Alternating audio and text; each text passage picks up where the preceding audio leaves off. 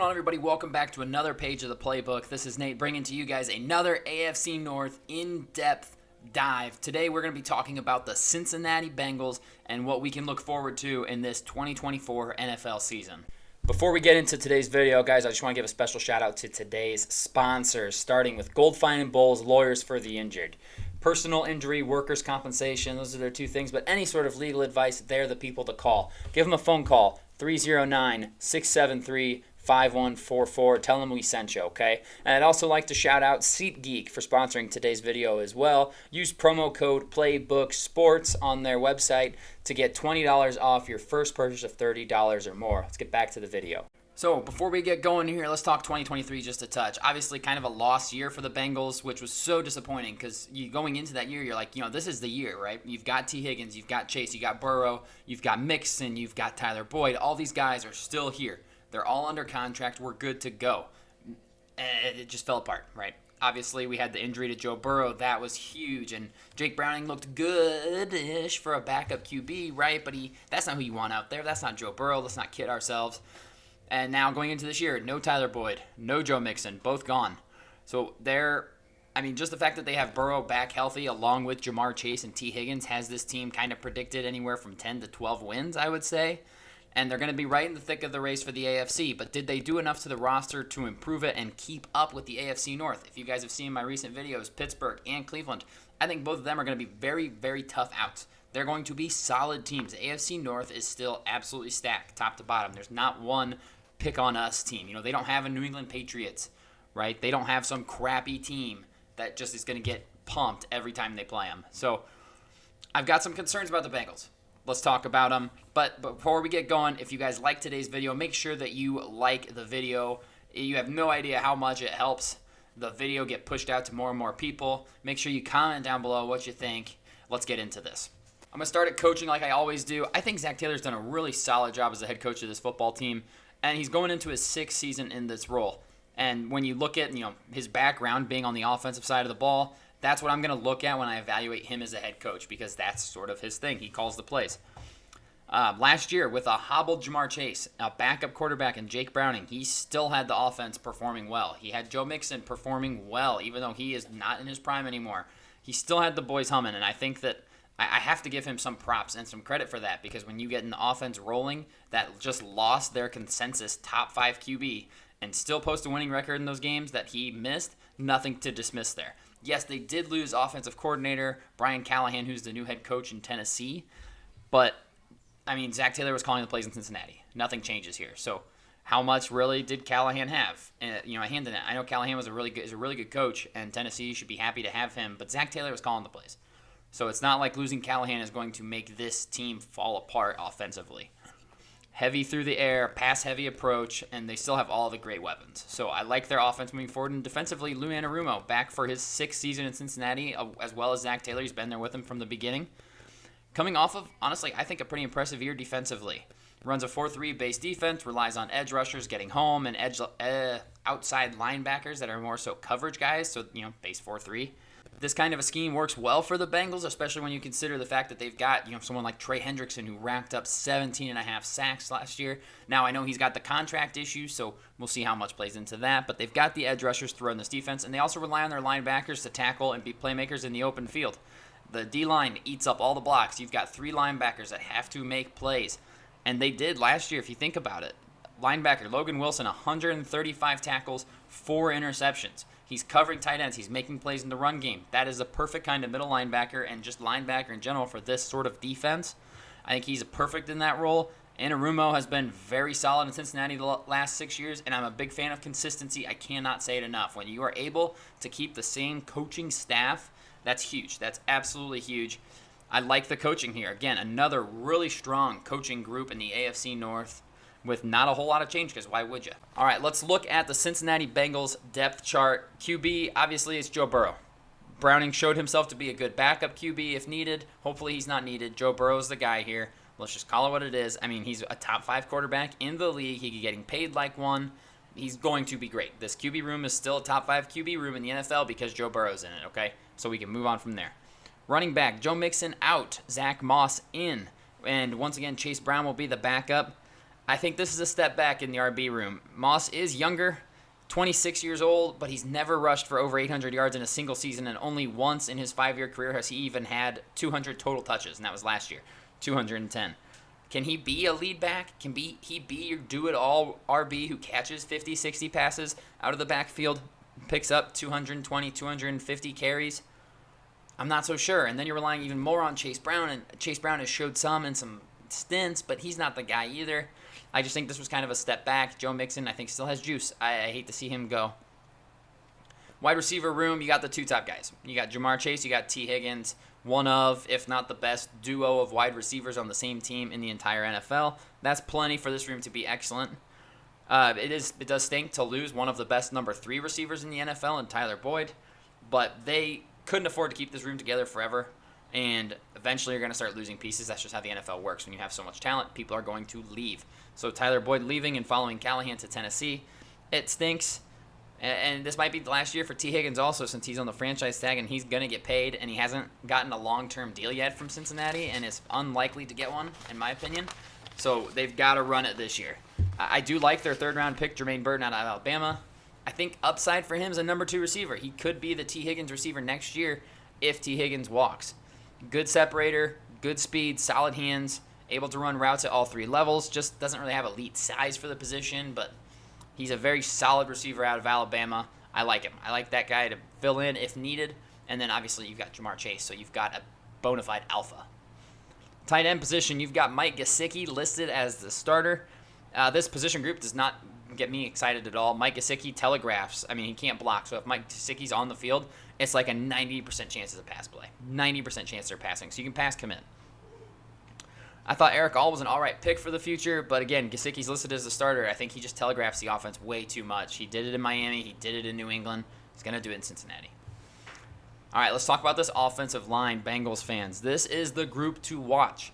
It is not an overstatement to say that the entire season relies on this group. The Bengals can go 12-5, and they can go 6-11 if this group doesn't do their job. Quarterbacks are only as good as their protection. If he's not protected, an offense cannot be efficient, and they're going to get him hurt. They're going to get Joe Burrow hurt. He's been hurt multiple times in his career already. Their tackles are solid, and obviously I think Orlando Brown Jr. is a very, very good offensive tackle. Trent Brown, kind of on the back side of his career here. He's been okay, hasn't been special. He was better a while ago for New England. He was solid, but he's really fallen off in recent years. And I do love me some Amarius Mims. One of the few picks I mocked correctly in this last draft. I honestly think that he has all-pro upside as an offensive tackle. I think he could be an all-pro level offensive tackle in the NFL in time. He's only played, 8 games at Georgia? I think he needs to get on the field. So the problem with Cincinnati's offensive line isn't a tackle position. They've got 2 starting tackles and an insanely high upside backup tackle in Amarius Mims. The problem is the interior. And the issue here is they don't have a tackle who can moonlight as a guard. Amarius Mims, Trent Brown, or Orlando Brown Jr., none of them can play guard. I wouldn't put a single one of them at guard. They aren't the right size. They aren't the right movement. It's just not right. If you know football, you know you cannot put somebody that size in at guard. It just isn't correct. And especially when they've all played tackle their whole careers, trying to kick them into guard isn't going to work for them. So they're 3 most talented offensive linemen in the entire group, and I don't think that's saying a whole lot because at this stage in his career, I'm not a huge fan of Trent Brown personally. The interior of the offensive line is super concerning. I mean, look at the depth chart. There's not Ted Karras as your starting center. I just don't love it. I just don't love the interior of this offensive line, and that's where you're going to have problems because you're going to come up against good defensive tackles, especially in the AFC North, who can push the pocket from the inside, and then you've got guys in Burrow's lap. I mean, I've seen training camp footage already of 3 defensive linemen getting through the offensive line of the Bengals just like that. That is a problem, Bengals fans. It is a real problem. If you cannot protect Joe Burrow, it doesn't matter how good your weapons are. I mean, we can go back to that meme picture from the draft when everyone was asking the Bengals to draft Penei Sewell, and it's Joe Burrow untouched with Sewell blocking for him and a receiver he's hitting downfield, or Jamar Chase open downfield and Joe Burrow being sacked, can't throw the ball. Obviously, Jamar Chase was a fantastic pick, and they've settled their tackle position, but we got to focus on the interior here, and I think that is a serious issue, and it is honestly going to be the whole season if this offensive line can hold up and put it together this year. Defensively, they really brought back much of the same group, as well as a couple of okay additions. They did really work to beef up their defensive front, particularly at defensive tackle. Biggest contract they gave out this free agency period was to Sheldon Rankins, defensive tackle out of Houston, really good run defender, and I think he's a solid vet presence for second-round pick Chris Jenkins Jr. out of Michigan. And I think this year, Jenkins is a fantastic rotational defensive tackle, with potential to grow into a nice starter for them. I like the addition of Geno Smith on the back end on a cheaper 2-year deal. You could tell the Bengals were missing Jesse Bates at times last year. And Dax Hill looked good, solid safety, but I think Geno Stone kind of helps shore up that room and gives you two guys who can really go.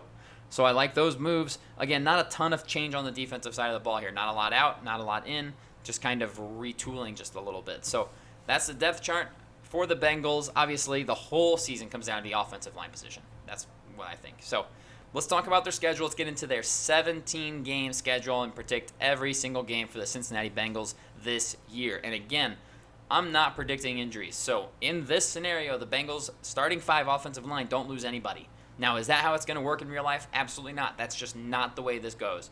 But I'm not going to predict games and be like, oh, they're going to miss Orlando Brown Jr. for this game, and Amarius Mims will have to start. I'm not doing that. Why would I do that? So, week 1, they get a layup. They get to host the New England Patriots. I think this is probably the easiest win of the season, although I could see this as a trap game. Just, you look at the two rosters, right, it's very clear to anybody that the Bengals are a better roster top to bottom. I can't think of one position group where I'm like, the Patriots might be better. I can't. There's not one. It is Gerard Mayo's debut as a head coach. Bengals aren't exactly going to know what the defense is throwing at him or even really what the offense is throwing at him. But at the end of the day, it doesn't matter what the New England scheme is when Jacoby Brissett is throwing the ball to Kendrick Bourne and running it with Ramondre Stevenson, who was not very efficient or good last year at all. No. Patriots should not really scare anybody, in my opinion. This year, I thought they were going to be bad last year, and they were. Bengals, maybe they start slow in this one, but ultimately they're going to get the win here, 1-0. Week 2, they go to Kansas City, and these are two of the best teams in the NFL duking out in Week 2 here in Kansas City. They've become rivals because of that. And honestly, Bengals and Joe Burrow have played the Chiefs exceptionally well. Burrow 3-1 against the Chiefs when you include the playoff games, and their one loss was the AFC Championship game in Arrowhead. And Joe Burrow lights him up to the tune of 300 yards a game, 9 touchdowns and 3 picks. He just crushes it against the Chiefs. And the Chiefs don't start the season fast. They don't. They didn't last year. They've always come out of the gates a little bit slow. They're like the anti-Buffalo Bills who come out of the gates red hot, best team in the NFL, September Super Bowl champs, and then they fizzle. The Chiefs come out real slow, and we're questioning them. Oh, this Chiefs team, not as good. And then they decide, we should probably start trying for the second half. They win 9 of 10 games, and they go to the Super Bowl. It's just what they do. So early in the year, and the Bengals with having their number, and they want to get it back to being Burrowhead and not Arrowhead, give me the Bengals to move to 2-0 on the season here. Week 3, Bengals travel back home to take on the Washington Commanders, and easy victory for the Bengals here. I struggle. When I look at the Washington Commanders schedule, I struggle to point out games and be like, they're going to win that one, they'll win this one. I struggle with that. I think they're going to be underdogs 16 out of 17 games. They might be favorited at home against the Giants, but I think we're going to struggle to see them do a whole lot. Week 4, another kind of gimme here, Bengals fans. Bengals travel to Carolina to take on the Carolina Panthers, and Carolina is just not there. They don't have the defense to slow down the Bengals offense. Can Carolina's offense be a little more fun and exciting this year than last year? Absolutely. Absolutely, Panthers fans. I think that they could be a fun team to watch, but not defensively. And it's going to be the 4th week of the season now, so teams are going to have a little bit more film on Matt Canales or Dave Canales' playbook and what he runs. I think Bengals win this one pretty handily here and move to 4-0 to start the year. Week 5 against Baltimore at home in Cincinnati. This is a team that Burrow struggles against. Outside of 2021, where in the 2 games against the Ravens he threw for nearly 1,000 yards and 7 touchdowns. Outside of that, he's only beaten the Ravens one other time and he's lost 4. So outside of 1 year where he was literally unstoppable against them apparently, he's 1-4, and in those 4 losses, he never threw for more than 222 yards. That was the most he threw in any of those games. Ravens defense can cause some problems for that offensive line too. Justin Madubuike on the interior is a real problem. They've got the guys to really give the Bengals trouble this year. So I'm going with the Ravens to get the win in Cincinnati here, dropping the Bengals to 4-1. Week 6 at New York against the Giants. Guys, the Giants are not a very good football team. Not a very good offense that's run by Daniel Jones, who's not a very good quarterback. But I think the Giants win this football game. Bengals fans, that have now clicked off the video, I'm sorry. If you haven't clicked off the video, Bengals fans, hear me out. Giants are not great, but you know what is good for the New York Giants if they have one thing to hang their hat on? It's their defensive line. It's Dexter Lawrence. It's Brian Burns. It's Kayvon Thibodeau. They've got pieces on the interior. They have the guys to cause problems for Cincinnati's offense. All of a sudden, they're rushing 4 and getting home, and you're throwing it into heavy defensive backs, and you're just having some trouble. I think this is the game where we question whether or not the Bengals are truly, an alpha team in the AFC, as they don't get the run going. They don't get the pass game going against the Giants, who are able to just send, this may be an ugly, low-scoring game where I think both offenses really struggle to score. And it's on the MetLife turf, which is awful, and players hate it, and everyone hates it. So you just hope for health when you go play the Giants and the Jets on their field, because that's the biggest concern. But I'm going to give the Giants an upset victory here against the Bengals and drop the Bengals to 4-2. Week 7 at Cleveland. At Cleveland against that defense, man, tough spot coming off back-to-back losses. And Bengals fans, I'm sorry, but I think they lose again here. Cleveland is a hard place to play, and they are going to get up for this divisional matchup. That place is going to be rocking. The dog pound is going to be loud. I think that I like Cleveland here. I think the loss to the Giants kind of plays a part here, and the Browns smell blood, and Myles Garrett gets after it. And they drop the Bengals to 4-3 on the year. Week 8 against the Philadelphia Eagles. Bengals fans that haven't clicked off, go ahead, exit out of the video now, because they lose their 4th in a row here to the Eagles. Yes, it's in Cincinnati. I don't care. I think the Eagles are going to be really good this year, and you'll notice that's a theme in a lot of these. I think the Eagles are going to be really solid, and I do think the Bengals are going to struggle to move the ball. You just look at the Eagles' defense. The Eagles' defense is absolutely loaded. If their offense just plays slightly better football than they did down the stretch last year, I think that they win this game pretty handily. Their defense is so stacked, especially on the defensive line. Good luck blocking them. Good luck, Bengals offensive line, because you're going to have trouble here. So we got Bengals falling here and moving to 4-4 after a 4-0 start, losing 4 straight games. I'm sorry, Bengals fans. Stick around, though. It gets better. And it gets better in Week 9, because here come the Raiders to help get you right. In Cincinnati also, Bengals get off the losing streak with a convincing victory over the Raiders, who just simply can't put up points and can't really stop anybody either. Bengals offense might struggle with, Max Crosby and Christian Wilkins on the interior of that defensive line, but the backside of their defense is not nearly talented enough to slow down Jamar Chase and T. Higgins. And the Bengals, desperate to get back in the win column, fearing that their season is slipping away from them, desperately get the Week 9 victory over the Raiders and move to 5-4. Week 10 at Baltimore. I think the Ravens sweep the Bengals this year. I'm sorry, Bengals fans. I know that sucks. But I really do think the Ravens are the class of this division, and they bring it against the Bengals. And like I said earlier, Burrow kind of struggles. The defense of the Ravens is just going to be tough, man. They were so good last year, and they're going to be so good again. And this offense, second year with Todd Monken, I think the Ravens are going to be a problem, folks. So I like the Ravens to get the win in Baltimore against the Bengals, dropping the Bengals to 5-5. Week 11, everything to play for still. 5-5, you're still right in the thick of everything. Week 11 at LAC.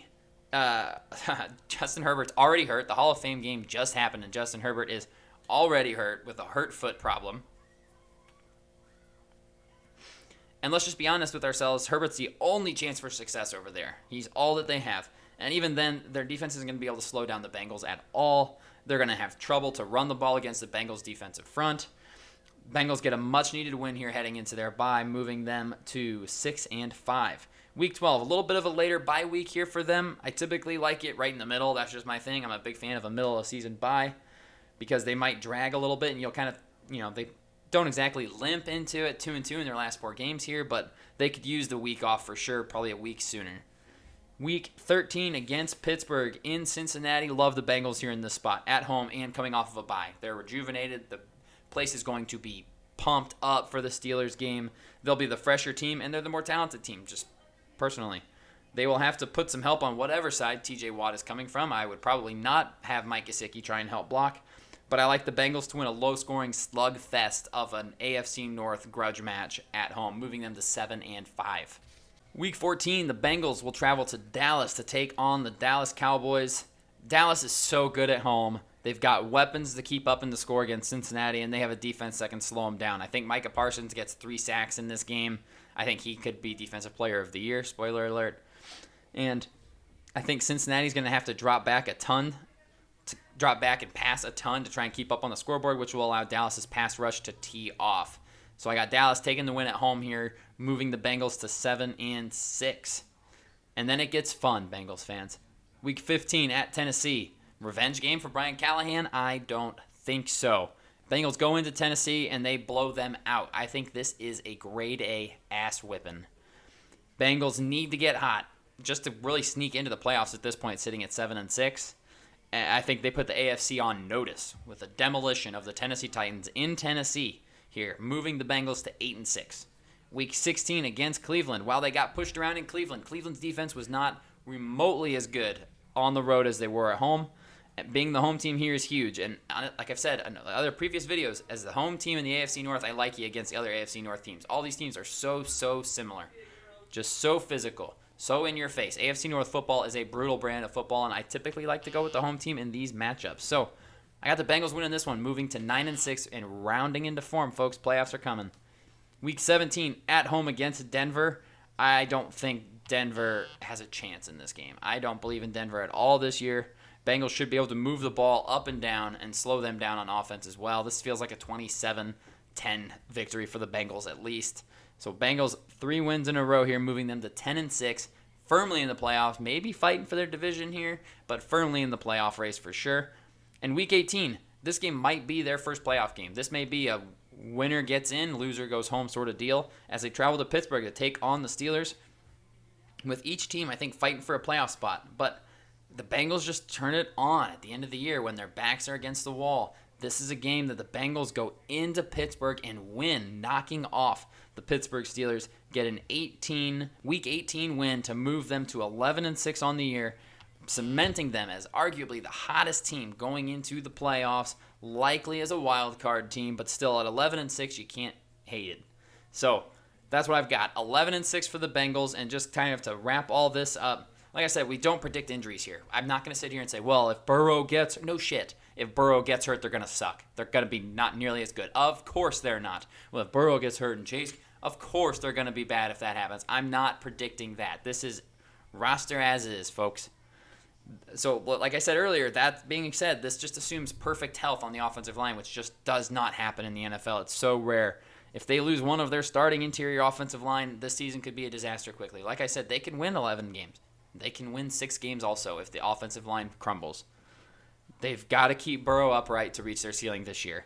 If they don't keep Burrow upright, if they get him hurt by not protecting him, this is a 7-win team. So it's all on the offensive line. That's their entire season is on this offensive line. So that's all I've got for you guys on today's in-depth dive into the Cincinnati Bengals. It's August. There's football games going on as I am recording this. It is so exciting that we are here. And we here at the Playbook Sports Podcast absolutely cannot wait. If you're not already subscribed, make sure you subscribe now. It costs you nothing, and it really helps support the channel. We really appreciate it. We will have our first Brill in studio coming out very, very soon for you guys where we break down everything. It is going to be a long day of recording, and we are so excited. So we'll see you guys. Stay tuned for all those videos coming out, and we'll see you guys in the next one.